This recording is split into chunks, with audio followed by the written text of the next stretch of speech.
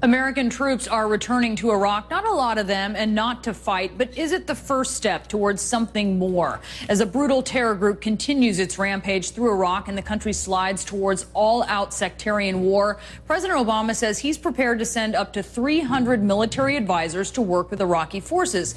But with a robust U.S. military presence in the region, he's also prepared to strike if necessary. Our correspondents and analysts are standing by with the kind of coverage that only CNN can bring you. We're going to begin with CNN senior White House correspondent Jim Acosta. Jim? Brianna, after getting the U.S. out of Iraq, President Obama announced today that the U.S. is cautiously getting back in. As you heard him say earlier this afternoon, he is sending about 300 military advisors into Iraq to assist those forces there to deal with the ISIS threat. But in the meantime, the president is emphasizing U.S.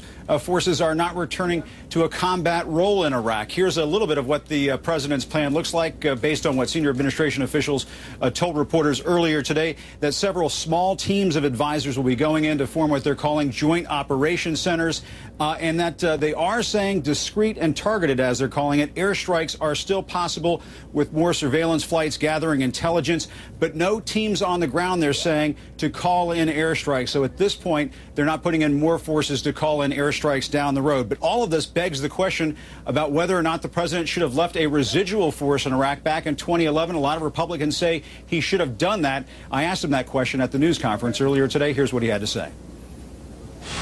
You wish you had left a residual force in Iraq. Any regrets about that decision in 2011? Well, keep in mind, that wasn't a decision made by me. That was a decision made by the Iraqi government.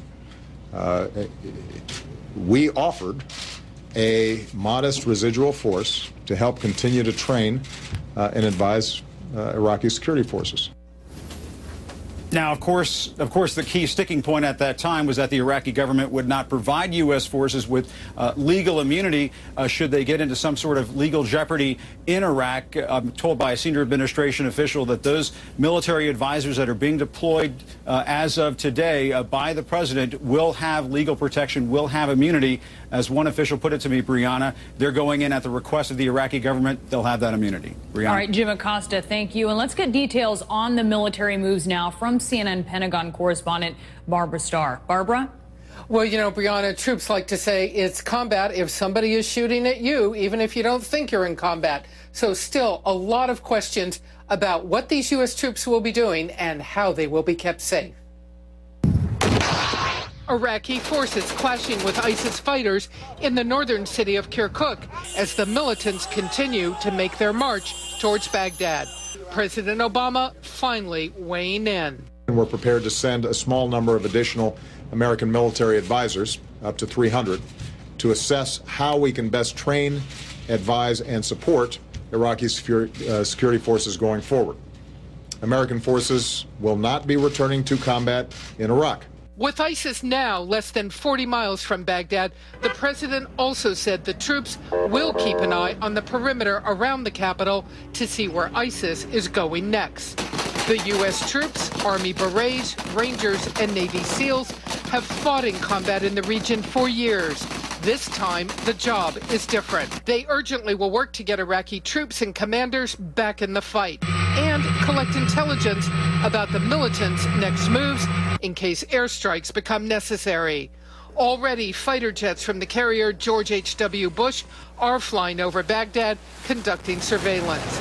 The ground troops will operate at several Iraqi military headquarters around the country, not on the front lines, but they may well be in danger. Violence has even spread to Iraq's largest oil installation here in Baji. So how can U.S. troops be kept safe? Dozens of helicopters and aircraft, now based on ships in the Persian Gulf and ashore, will be ready to move in quickly if U.S. forces do come under attack, a senior defense official tells CNN. But the president outright warning all of this can only work if the Iraqi government and Prime Minister Nouri al-Maliki move to a more inclusive government. President Obama stopped short of calling for Maliki to step down. It's not our job to choose Iraq's leaders. Part of what our patriots fought for during many years in Iraq was the right and the opportunity for Iraqis to determine their own destiny and choose their own leaders. Now, this will all start off with something around 100 U.S. troops going into Iraq in the coming days. But you'll recall the president said up to 300. Officials are telling us one of the things going on behind the scenes is that gives the president a little cushion, a sort of automatic plus up, if you will, so he doesn't have to come back out in public in a few days and say he's sending even more. Brianna? Giving himself wiggle room, but maybe raising some eyebrows doing that as well. Barbara Starr, thank you. The president himself, though, he warned today against mission creep in Iraq. This is a phrase, of course, that has echoes of past wars. So let's take a closer look at why many are concerned. Let's bring in CNN Chief National Security Correspondent Jim Sciutto here once again with this. Brianna, as you and I and others know, this is an administration that has been extremely careful to avoid or at least place strict limits on the use of military force in Syria in response to the crisis in Ukraine and now in Iraq. And yet today, by sending up to 300 troops into harm's way and opening a way to airstrikes, not just in Iraq, but also possibly inside Syria, the administration is opening the door to a broader, bloodier commitment.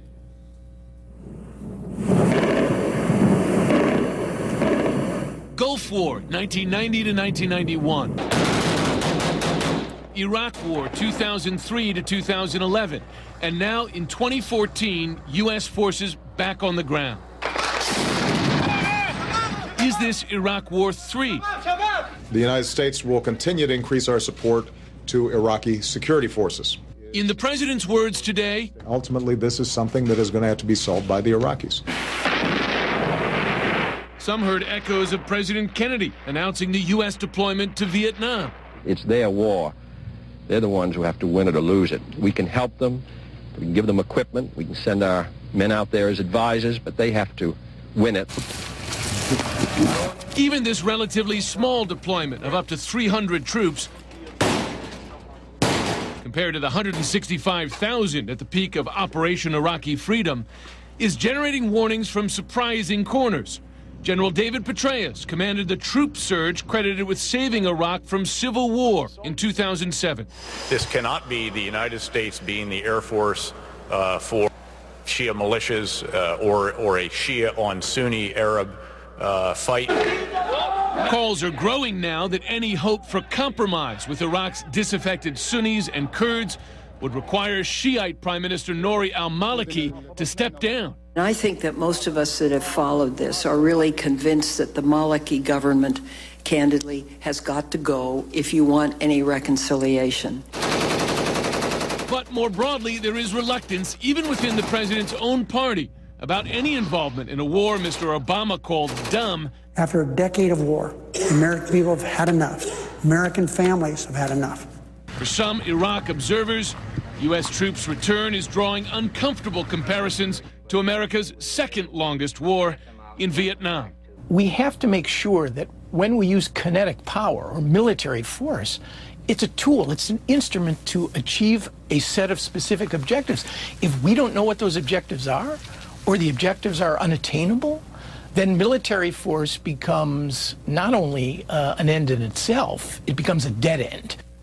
There is one point that I'm hearing consistently from U.S. officials, and that is this is not all about ISIS. ISIS is, in fact, part of a much broader political force comprised of increasingly frustrated and hostile Sunnis, including former Sunni tribes, former Baathists and nationalists.